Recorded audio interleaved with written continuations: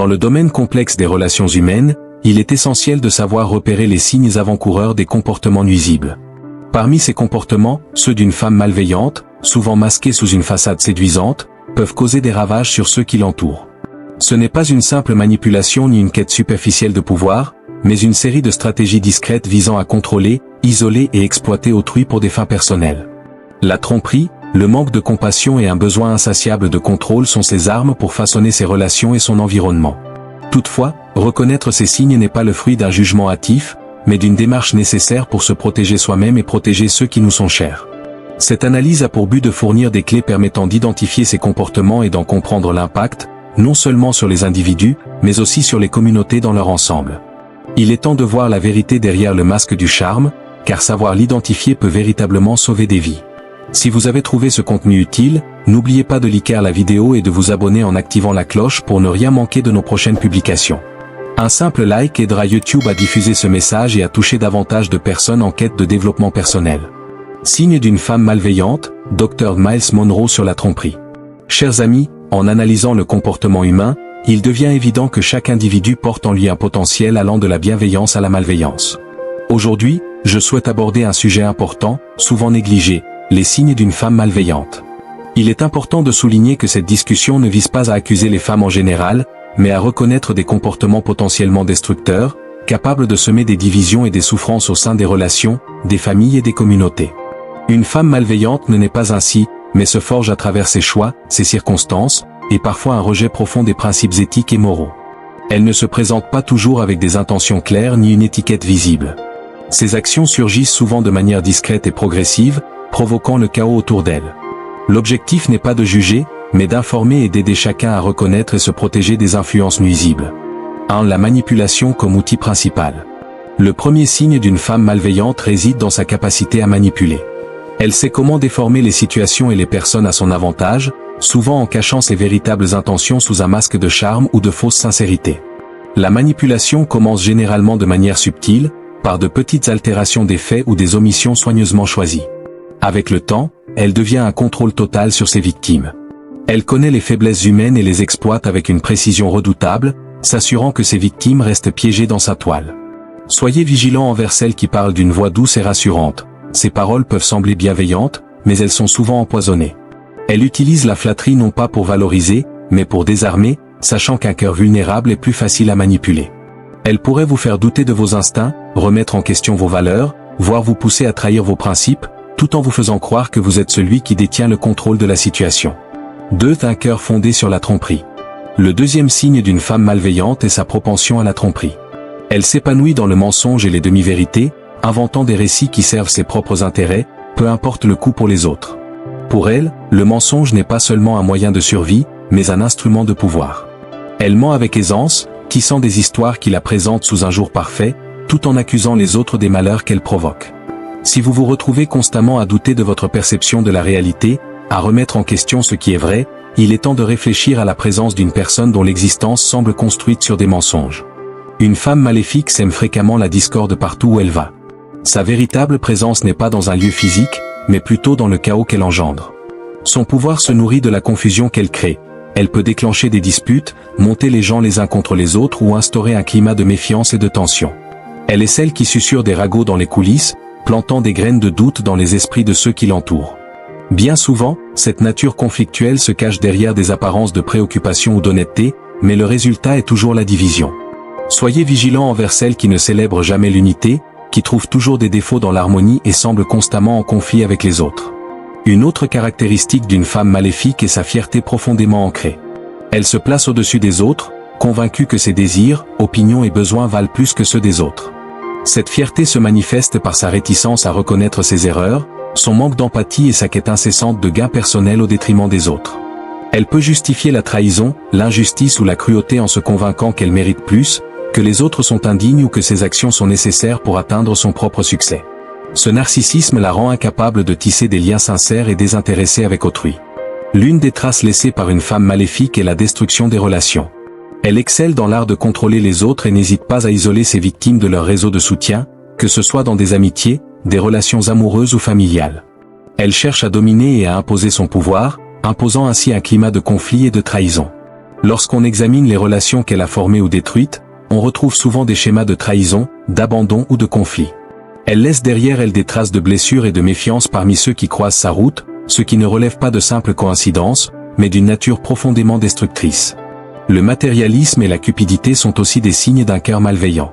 Une femme maléfique privilégie le statut, la richesse et les possessions matérielles au détriment des valeurs humaines telles que l'intégrité, l'amour ou la bonté. Elle mesure le succès non pas par la qualité de son caractère, mais par la quantité de biens qu'elle accumule. Cette obsession du gain matériel l'amène à utiliser les gens comme des outils pour parvenir à ses fins, les rejetant dès qu'ils ne lui sont plus utiles.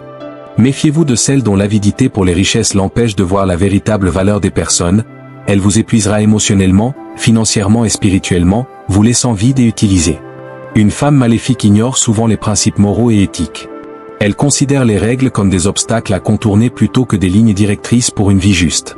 Que ce soit à travers la malhonnêteté en affaires, l'infidélité dans les relations ou la cruauté envers les autres, elle justifie ses actions en se persuadant qu'elles sont nécessaires pour son propre bénéfice.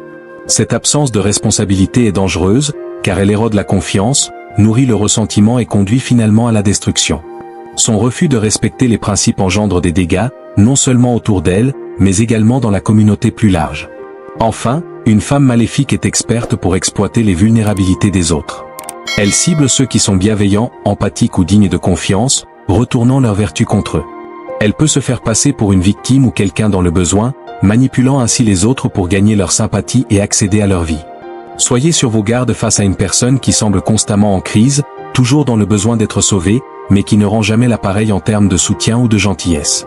Son but n'est pas de bâtir un partenariat égalitaire, mais de s'assurer que vous donniez sans jamais recevoir en retour.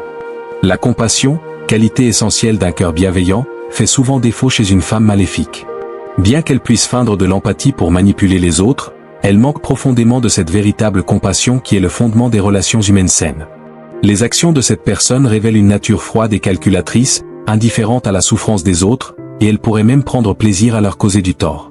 Son absence de compassion devient particulièrement évidente lorsqu'il s'agit de la manière dont elle réagit face au malheur d'autrui.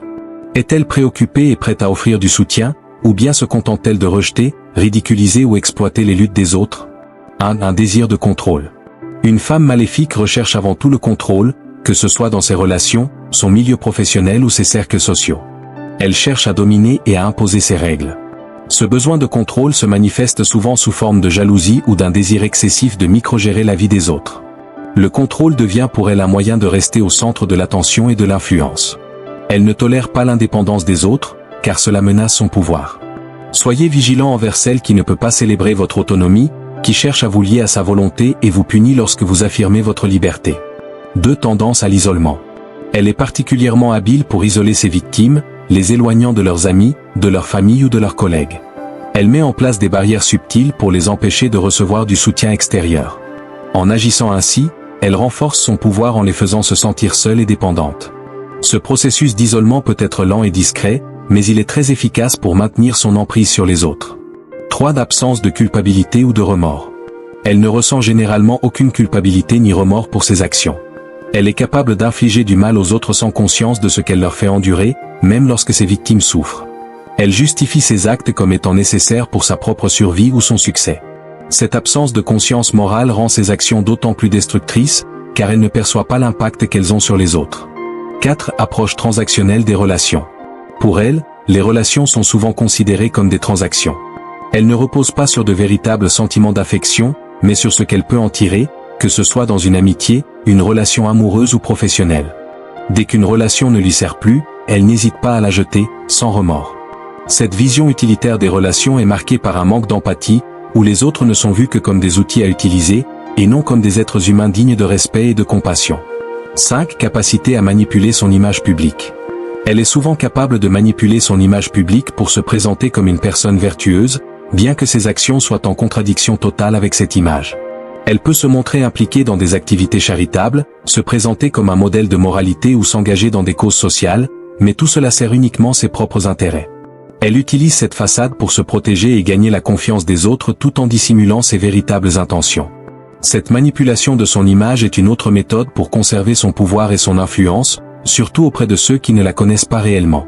6. Recherche de pouvoir et de validation. Elle est obsédée par la quête de pouvoir, de validation et de contrôle. Ses actions sont motivées par le désir de se sentir supérieure, de dominer les autres et de susciter l'admiration. Elle a besoin de validation pour combler un vide intérieur, mais cette recherche est vaine, car elle ne trouve jamais de satisfaction durable. Malgré ses apparences de force et de contrôle, elle reste profondément vide, et ce vide la pousse à manipuler, contrôler et exploiter ceux qui l'entourent pour tenter de combler cette lacune. Cette exploitation des faiblesses des autres. Elle sait parfaitement comment exploiter les faiblesses des autres pour obtenir ce qu'elle désire. Que ce soit une vulnérabilité émotionnelle, une dépendance financière ou une faible estime de soi, elle repère les points faibles de ses victimes et les utilise à son avantage. Elle sait exactement quoi dire, quoi faire et comment manipuler les autres pour les amener à lui fournir ce qu'elle veut, tout en les laissant dévastés. Une position de faiblesse ou de dépendance peut résulter de l'absence de véritables amitiés ou relations. Une femme maléfique est incapable de nouer des liens authentiques ou sincères. Les relations qu'elle établit sont superficielles, motivée par un désir d'utiliser les autres à ses propres fins. Elle se concentre sur elle-même et ses objectifs personnels, ce qui l'empêche de tisser des relations basées sur une affection réelle. Ainsi, les amitiés qu'elle entretient sont souvent un échange de services ou de faveurs, et non un véritable partage d'affection ou de compréhension mutuelle. Une femme maléfique maîtrise la manipulation émotionnelle. Elle sait comment jouer sur les émotions des autres pour servir ses propres intérêts, en les culpabilisant, en les rendant dépendants d'elle ou en les manipulant pour qu'ils agissent selon ses désirs. Elle peut feindre des émotions, comme la tristesse ou l'innocence, afin de masquer ses véritables intentions et inciter les autres à agir comme elle le souhaite. Son but est de conserver un contrôle émotionnel sur ceux qui l'entourent pour les garder sous son emprise. La vie de cette femme est souvent marquée par la tromperie et le double jeu. Elle dissimule sa véritable nature derrière un masque de bonté ou de vertu, mais ses actions sont en réalité motivées par des intérêts personnels et égoïstes. Elle sait manipuler les situations pour que ses véritables intentions restent cachées, tout en donnant une image positive d'elle-même. Ce double jeu lui permet de maintenir son pouvoir et son influence, tout en manipulant ceux qui lui font confiance. Les actions d'une femme maléfique peuvent causer des dommages considérables aux individus, aux familles, aux organisations et aux communautés. Son influence engendre des divisions, de la méfiance et des conflits durables. Ceux qui ont été manipulés peuvent se retrouver dans un état de confusion, de doute et de méfiance, souvent après avoir été manipulés pendant longtemps. Les conséquences de ces actes peuvent être dévastatrices, et les victimes mettent parfois des années à se remettre de ces manipulations. Bien que les signes d'une femme malveillante soient souvent subtils, ils sont puissants. Les identifier ne permet pas seulement de préserver notre bien-être, mais aussi de sensibiliser les autres à l'importance des limites et de l'autoprotection, surtout dans un monde où la manipulation peut se cacher sous des apparences de bienveillance. Ces actions, fondées sur le contrôle, la tromperie et l'exploitation des vulnérabilités, peuvent entraîner des ruptures irréparables et une souffrance profonde. Cependant, il est possible de se protéger de son influence en restant vigilant et en cultivant des relations basées sur la confiance mutuelle et l'intégrité. Identifier ses tactiques, comprendre ses motivations et établir des frontières saines sont des étapes essentielles pour se libérer de son emprise.